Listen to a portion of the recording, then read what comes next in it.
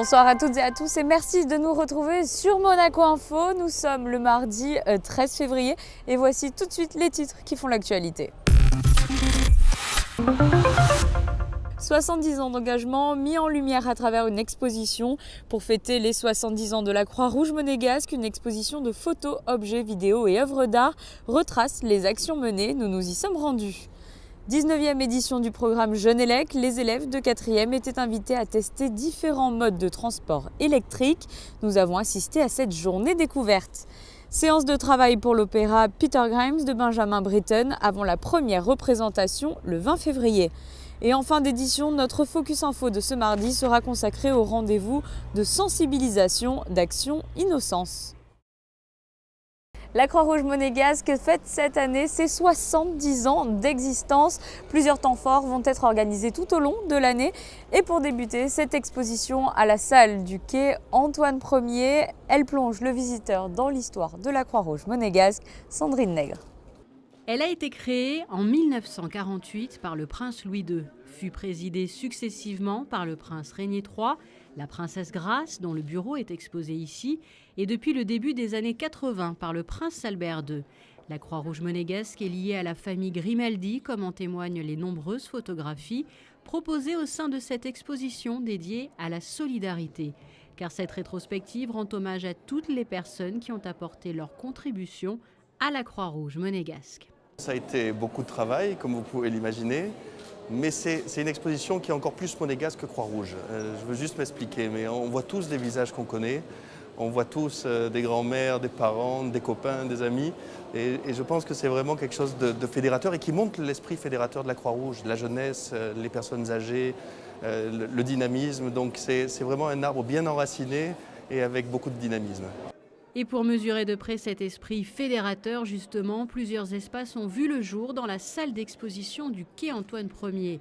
Art et patrimoine, service social, section atelier, centre Régnier III, maison de retraite, crèche-garderie, section junior, mais aussi section santé-prévention, amicale des donneurs de sang et section secourisme, bien sûr, sans oublier la section humanitaire internationale avec notamment le centre de formation polyvalent de Lumbila. Nous l'avons représenté, il y a eu l'inauguration le 12 janvier 2018.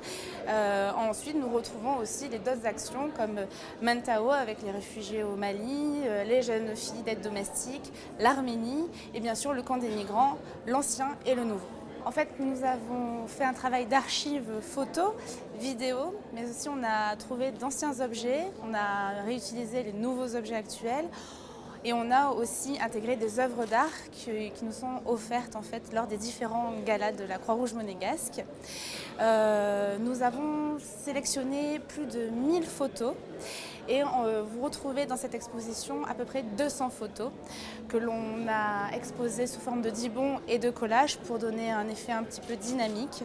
7 décennies au service de ceux qui en ont besoin, à découvrir gratuitement jusqu'au 3 mars, du mardi au dimanche de 13h à 19h.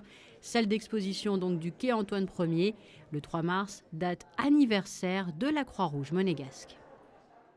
Sensibiliser les jeunes de la Principauté à la mobilité durable et aux véhicules électriques. Le programme Jeunes Élec est proposé aux élèves volontaires de 4e, organisé par le Club des véhicules électriques en collaboration avec la Direction de l'Éducation nationale, de la jeunesse et des sports et la Direction de l'environnement. Nous étions sur place. Pas d'école pour ces élèves cet après-midi, mais des ateliers de sensibilisation aux différents modes de transport électrique. L'objectif de cette journée, rappeler aux élèves de la Principauté la nécessité de respecter l'environnement par une limitation de la pollution liée au transport urbain. Il s'agit d'une journée d'essai de véhicules électriques pour leur donner un peu le goût à la conduite sur ce type de véhicule. Alors on leur fait essayer les vélos à assistance électrique de la compagnie des autobus de Monaco. Des voitures électriques, bien entendu, qui ne conduisent pas. On les emmène faire un petit tour en ville. Ils essaient également des scooters électriques encadrés par des instructeurs du motoclub. Et puis, le côté un petit peu fun de la journée, c'est les cartes électriques. Bien avant cette journée, quelques semaines auparavant, on intervient dans les classes pour avoir un échange avec les élèves et les inviter à se déplacer autrement qu'en véhicule essence. Il est vrai que les véhicules à moteur essence ou diesel sont forts émetteurs de gaz à effet de serre. Donc on leur montre qu'il est possible de se déplacer autrement sur 2 km². Ils peuvent utiliser les liaisons piétonnières, les transports en commun, mais également les véhicules électriques. Les comportements des jeunes ont beaucoup changé. La majeure partie d'entre eux affirment se déplacer aujourd'hui majoritairement en transport en commun ou à pied pour se rendre dans leur établissement scolaire. Si je peux et que c'est pas trop loin, je fais plutôt à pied, alors que si c'est des longs trajets, j'essaie de faire le bus au maximum, mais après, sinon la voiture obligatoirement. L'essai de vélo électrique était pour la plupart une première. J'ai beaucoup aimé, c'était bien, c'est la première fois que je fais du vélo électrique, mais sinon j'utilise beaucoup mon vélo pas électrique. C'était assez bizarre au début parce que l'assistance moteur, exemple, elle est vraiment autonome par rapport au vélo. Et donc ça change que d'autres vélos normaux que j'ai l'habitude d'utiliser. Au début c'est un peu difficile parce que au début ça roule tout seul en fait. Et dans les virages c'est un peu compliqué, mais après on s'y habitue et ça roule tout seul et franchement c'est trop bien. C'est plus simple qu'un vrai vélo, mais c'est difficile de s'habituer parce qu'on tourne pas nous-mêmes. À l'issue de cette journée, les élèves ont été invités à participer au concours Jeunes Élec. Ils ont pour objectif de réaliser un montage photographique et un logo sur le thème de la mobilité électrique.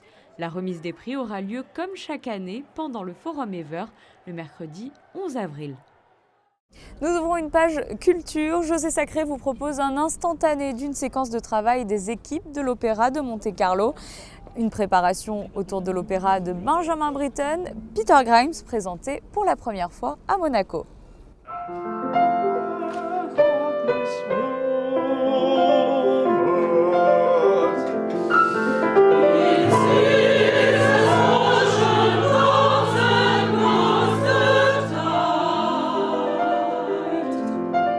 Opéra de Monte-Carlo. Stefano Visconti, directeur des chœurs, est en répétition avec le chœur des femmes.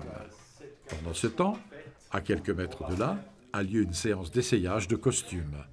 Et 2 étages plus haut, sur la scène de la salle Garnier, José Cura, célèbre ténor de réputation internationale, est en plein travail de préparation de Peter Grimes, l'opéra de Benjamin Britten qui sera donné pour la première fois à Monaco du 20 au 28 février 2018.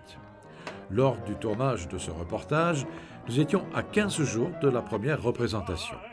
Accompagnés au piano et dirigés par le chef Jan Nathan Koenig, les artistes lyriques cet après-midi ne chantent pas à pleine voix. Il s'agit ici pour le metteur en scène de régler les détails d'une séquence bien précise avec un effet d'ombre chinoise. Ce qui est extraordinaire dans cette production de Peter Grimes de Benjamin Britten à Monaco, c'est que le ténor José Cura interprète à la fois le rôle titre difficile d'un personnage complexe, il réalise la mise en scène du spectacle et en a conçu à la fois les costumes et les décors. Il est sans doute le seul artiste au monde à faire cela. Et en plus, ce n'est pas la première fois qu'il se lance dans une telle aventure artistique, passionnante certes, mais épuisante. Je dis toujours, pour faire ce que je fais, il faut un bagage technique, de l'expérience et tout ça, mais il faut quand même une carrure un peu bête. Il faut rester sur ça parce que c'est dur. C'est dur. Moi, je démarre ici avec mon équipe à 9h du matin et on va tout droit jusqu'à presque 9h du soir, tous les jours. Donc ça fait 12 heures où je fais les machinistes, la lumière, les costumes, les acteurs, les chefs d'orchestre, vous, dans ma poste. Et donc pour gérer tout ça, il faut vraiment avoir un très haut niveau de stamina, d'énergie et de force de volonté, quoi. Et Grimes, c'est un opéra comme ça, c'est difficile, mais c'est magnifique. Le plaisir est directement proportionnel à la fatigue. Place à présent au Focus Info de ce mardi 13 février. Il est consacré aux actions de sensibilisation menées par l'association monégasque Action Innocence. Son objectif, lutter contre les dangers liés à Internet. Sandrine Nègre.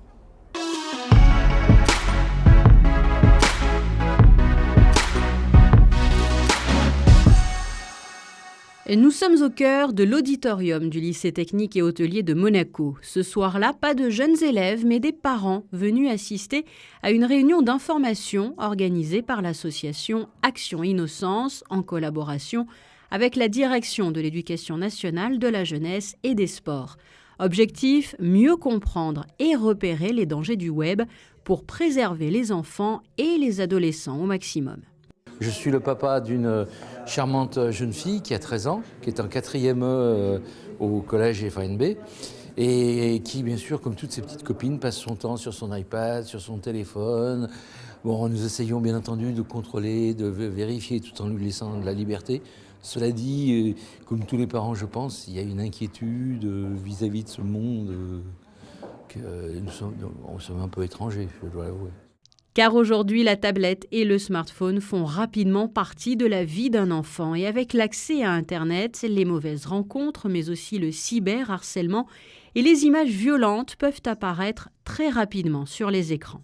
Il faut savoir aujourd'hui que 20% des réseaux sociaux, enfin 20% des profils, sont des profils piratés. Donc un profil sur 5, soit par manque de sécurité, soit tout simplement parce que ce sont des faux profils. On a commencé les réunions par an, on était très peu, là petit à petit ça commence à se développer, à s'étendre. Ensuite, au niveau des enfants, il y a vraiment une éducation à refaire. Pourquoi ? Parce que le dialogue familial est souvent problématique lorsqu'on parle de nouvelles technologies, parce qu'effectivement, dès que nous parlons également de techniques, d'outils, de réseaux sociaux, les parents ne sont pas forcément au fait. Et au lieu d'être un vecteur de communication parent-enfant, c'est souvent un vecteur de discorde. Parmi les solutions conseillées, le fait d'activer les paramètres de sécurité partout, comme sur YouTube, celle de ne pas laisser son enfant surfer seul sur le net, sans surveillance, avant l'âge de 12 ans. S'il doit s'y rendre, une pièce commune comme le salon est préférable à la chambre afin d'être à proximité.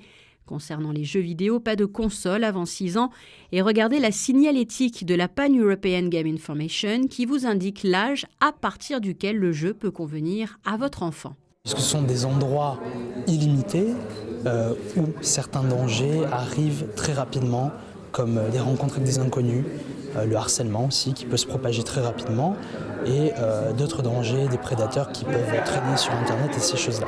Donc c'est les points qu'on va aborder. Nous, on souhaiterait qu'ils repartent avec l'idée et la prise de conscience, comme vous l'avez dit, qu'effectivement, avoir des réseaux sociaux, il faut avoir un certain âge, il faut avoir 13 ans au minimum, d'après la loi.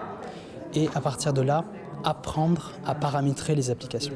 C'est très important pour la sécurité des enfants. À partir du moment où les parents sont formés, j'ai envie de dire, et informés, c'est à ce moment-là que les enfants pourront être protégés, mieux protégés en tout cas. On aborde les mêmes thématiques qu'on aborde avec les élèves, avec les enfants, pour justement pouvoir faire un retour aux parents de la façon dont les enfants ont pu réagir sans les parents par exemple.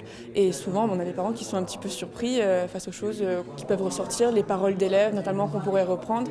On fait également des sondages à main levée pendant les préventions en classe et donc parfois avec des petites statistiques qui sont à prendre bien évidemment comme elles sont, étant donné que c'est réalisé à main levée, en classe, avec le regard des autres élèves, des professeurs parfois.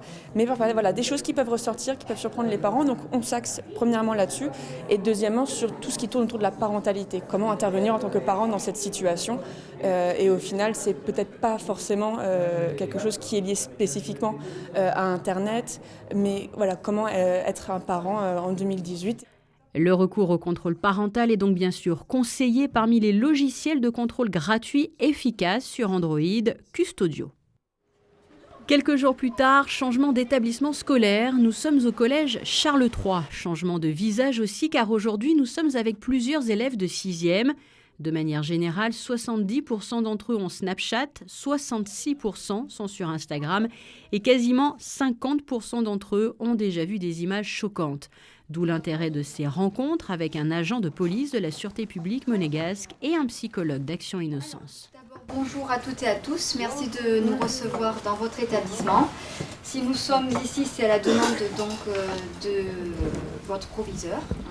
Il faut savoir que l'intervention que nous allons faire avec Cédric, c'est une intervention qui fait partie de votre programme pédagogique. Nous allons ensemble aborder la thématique suivante, ce sont les dangers d'Internet. D'accord ? On voudrait savoir où vous en êtes en termes de pratique et de connaissances sur Internet. Pour cela, après qu'on se soit présenté, on va vous donner un petit questionnaire qui est tout à fait anonyme. Et ce questionnaire, donc de 15 ou 16 questions, va nous donner un petit peu une idée générale de quelles sont vos connaissances au niveau d'Internet. À partir de quand un jeune sort-il du cadre légal? Droit à l'image, usurpation d'identité, savoir cacher la webcam de son ordinateur pour ne pas être espionné à distance, comprendre que les publications sur Internet ne disparaissent jamais des serveurs, qu'il faut demander l'autorisation de son ami avant de publier une photo de lui. Tous ces points ont été abordés dans un seul but, le bien de ces jeunes adolescents. Autre point essentiel, le harcèlement qui peut, avec les téléphones aujourd'hui, se poursuivre bien en dehors de l'établissement.